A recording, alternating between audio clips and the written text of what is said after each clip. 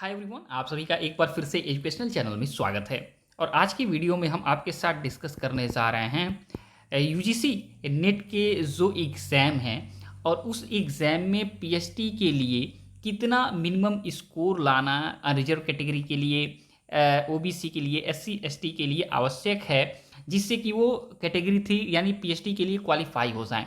आपको पता होगा कि यूनिवर्सिटी ग्रांट कमीशन के रूल के अकॉर्डिंग कहा गया है कि कोई भी विश्वविद्यालय पीएचडी के एडमिशन के लिए रिटन टेस्ट ना कंडक्ट करा के जो नेट का स्कोर है, ठीक है, उसी के आधार पे आपको पीएचडी में प्रवेश दे। और इसी के लिए देखा जाए आपके नेट के एग्ज़ाम में जेआरएफ का कैटेगरी होता था, नेट की कैटेगरी होती थी, लेकिन तीसरी कैटेगरी डाली गई आपके पीएचडी के लिए। तो पीएचडी के लिए कितना मार्क्स आपको लाना ज़रूरी है, इससे जुड़ा हुआ क्वेश्चन लगातार हमारे चैनल के माध्यम से पूछा जा रहा है।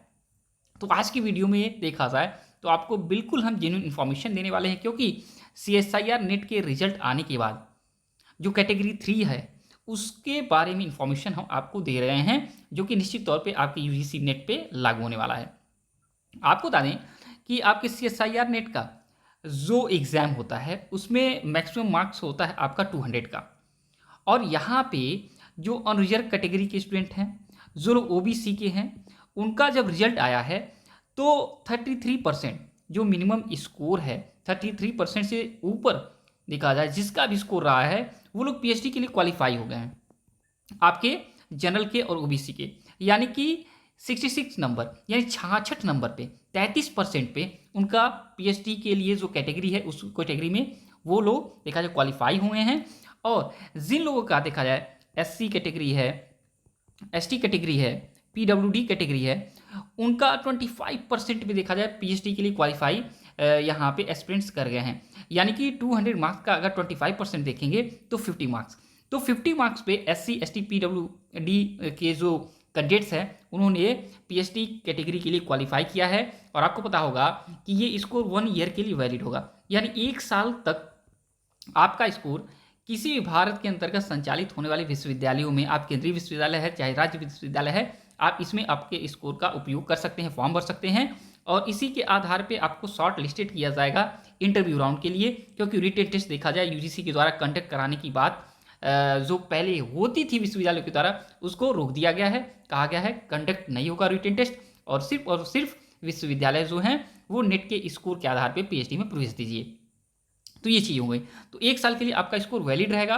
तो यहाँ पे 33% पे देखा जाए सीएसआईआर नेट में जो स्कोर आया है 33% जिनका, वो लोग क्वालिफाई किए हैं देखा जाए कैटेगरी 3 के लिए, पीएचडी के लिए, जिसमें अनरिजर्व और ओबीसी हैं। और 25% भी देखा जाए यहाँ पे एससी एसटी पीडब्ल्यूडी वाले यहाँ कैंडिडेट्स क्वालिफाई किए हैं। तो देखिए आपको बताएं मिनिमम क्वालिफाइंग मार्क्स जो है 33% और 25% ऑलरेडी था, यानी यही क्वालिफाइंग मार्क्स जो है उसी के आधार पर आपको पीएचडी के लिए यहाँ पे आपको कैटेगरी 3 में क्वालिफाई किया जा रहा है। तो यानी कि अगर देखा जाए तो और रिजर्व कैटेगरी ओबीसी जो यूजीसी नेट के एग्जाम में छात्र बैठे हैं उनके लिए यहाँ पे 40% देखा जाए क्वालिफाइंग मिनिमम मार्क्स होता है। यानी इसके आधार पे देखा जाए आपका टोटल आपका 300 मार्क्स का आपका एग्जाम होता है, तो 40% स्कोर आपको लाना जरूरी होगा। यानी 40% से जितने भी लोग ऊपर स्कोर ला रहे हैं वो सभी लोग क्वालिफाई कर जा रहे हैं पीएचडी के लिए। तो यहाँ पे अगर स्कोर आप देखेंगे तो 300 का 40% होता है 120, तो 120 मार्क्स जिसका भी आ रहा है उनका एग्ज़ाम देखा जाए यहाँ पे पीएचडी क्वालिफाई वाले में आप आ जाएंगे।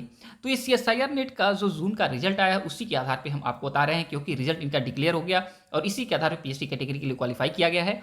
और अगर बात किया जाए एससी एसटी पीडब्ल्यूडी कैटेगरी के लिए, इसके लिए आपका मिनिमम क्वालिफाइंग मार्क्स था जो ऑलरेडी है 35%, तो 35% के आधार पे देखेंगे आप लोग 300 में, तो यहाँ पे 100 आपका फाइन मार्क्स, 105 मार्क्स आपका यहाँ पे क्वालिफाइंग मार्क्स होगा आपके पीएचडी के लिए, यानी पीएचडी कैटेगरी के लिए आप क्वालिफाई हो जाएंगे। तो 120 नंबर जनरल और ओबीसी के लिए महत्वपूर्ण है पीएचडी के लिए, और एससी एसटी पीडब्ल्यूडी से अगर आप बिलोंग करते हैं तो आपका 105 नंबर अगर आ रहा है तो आप लोग क्वालिफाई कर जाएंगे पीएचडी के लिए, जिसके लिए 1 ईयर का आपको वैलिडिटी दे दिया जाएगा। तो क्लियर इन्फॉर्मेशन आपके लिए है। सीएसआईआर नेट का रिजल्ट आउट हुआ है जून का, और इसके आधार पे हम आपको बता दे रहे हैं कि जो आपका मिनिमम क्वालिफाइंग मार्क्स था 40% 35%, उसी के आधार पे यहाँ पे पीएचडी के लिए आपको देखा जाए तो आगे भेजा जा रहा है। कैटेगरी 3 के लिए। ओके, तो आज से जुड़ा आपके लिए जितना भी महत्वपूर्ण इन्फॉर्मेशन आज की वीडियो में इंपॉर्टेंट था हमने आपको दे दिया है। इससे जुड़ा कोई भी क्वेश्चन आपको पूछना है पूछ सकते हैं। और जब तक नेक्स्ट वीडियो नेक्स्ट अपडेट लाते हैं, thanks for watching educational channel. आप सभी का दिन बहुत बहुत शुभ हो।